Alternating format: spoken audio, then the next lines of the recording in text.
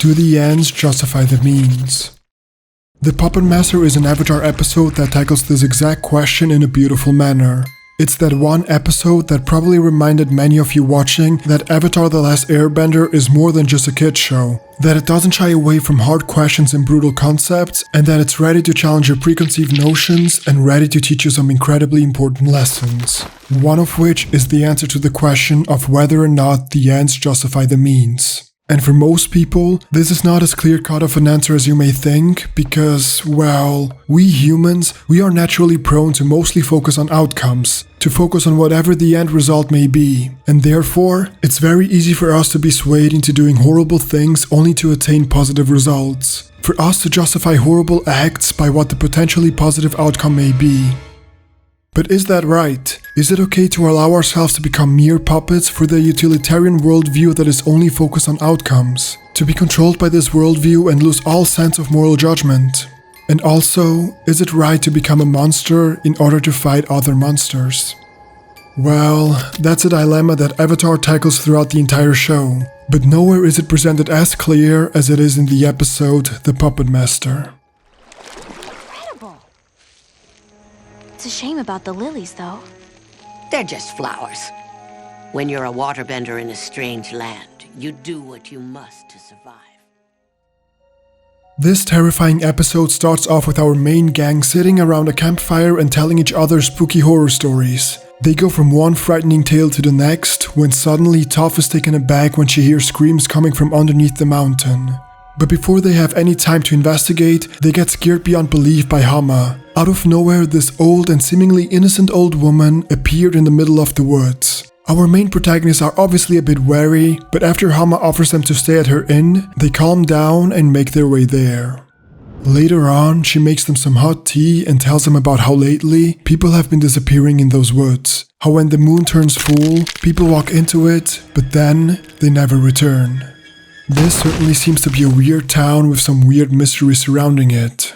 And eventually, Sokka's had enough. He doesn't trust Hama, so he starts snooping around and finds out that besides having a fascination for puppets, Hama turns out to also be from the Southern Water Tribe, the same place Katara and Sokka call home. But that's not even all of it. It also turns out that Hama is, alongside Katara, one of the last Southern Waterbenders, and so she wants to teach her everything she knows. She explains to Katara how water can be found in almost anything, how you can grab it from the air and retrieve it from all living things, including plants. And while Katara finds this fascinating, she also feels pity for the fire lilies that have lost their lives because of it. But it's here that Hama then reminds her that desperate times require desperate measures.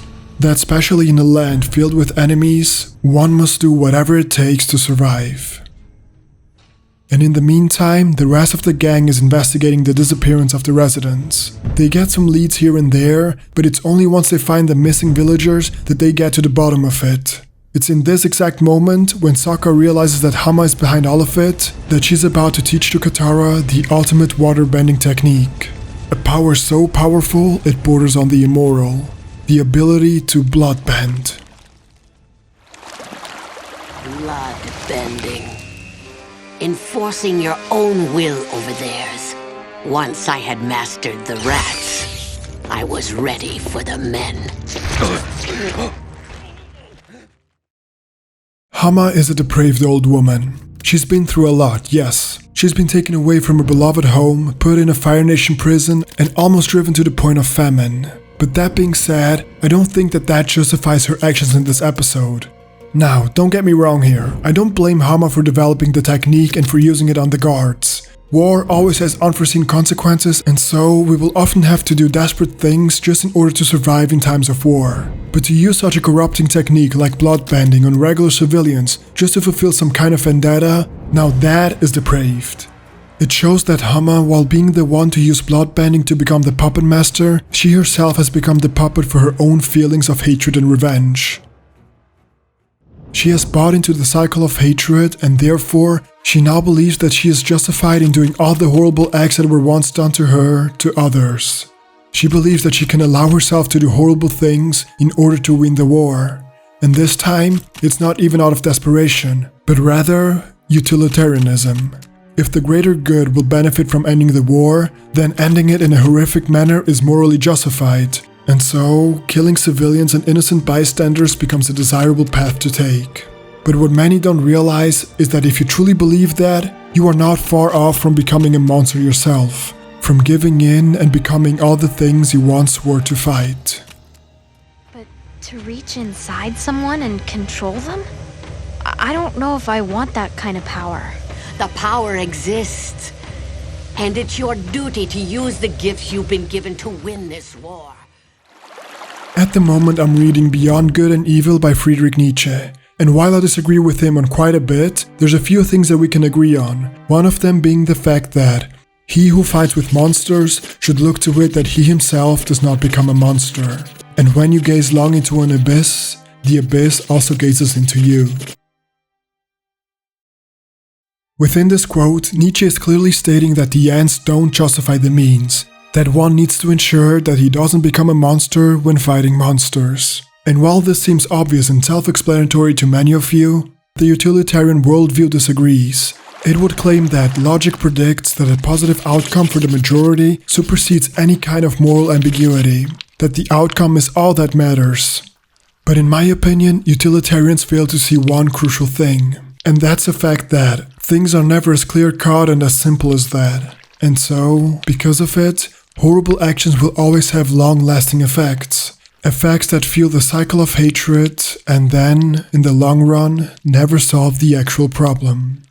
This is a concept that is perfectly captured in a song by political commentator and YouTuber Tim Pool called Will of the People.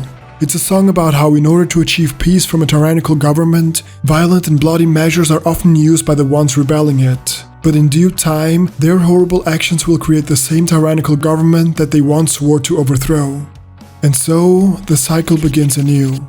Never fixing the wheel that is fueled by hatred, but rather just spinning it around and around in a never-ending loop. And so, no, I don't think that the ends justify the means. That in order to attain a positive outcome, horrible actions are a desirable path to take. Because those same actions will then create victims who are then fueled by hatred and vengeance, and who will then, one day, gain enough momentum to overthrow the temporary peace. Because while they once swore to end the violence and terror, their actions were always sustained by hatred. And so, in due time, they became puppets for the hatred within themselves, and then, as puppets, they lost all principles and moral doubts they once used to have. They got fed up with playing fair, and then gave in to despair. They became the very things they once swore to eradicate. They became no better than the ones who once mistreated them. So don't fall for utilitarianism. Don't fall for the belief that the ends justify the means. It will only break your spirit and rid you of all your principles. And then it'll turn you into a hollow husk of your former self.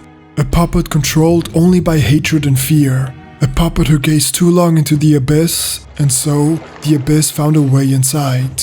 A puppet who believes that it's doing everything right, and also a puppet that besides vengeance has nothing left. Because it's no longer human, it's merely a puppet. The ends don't justify the means.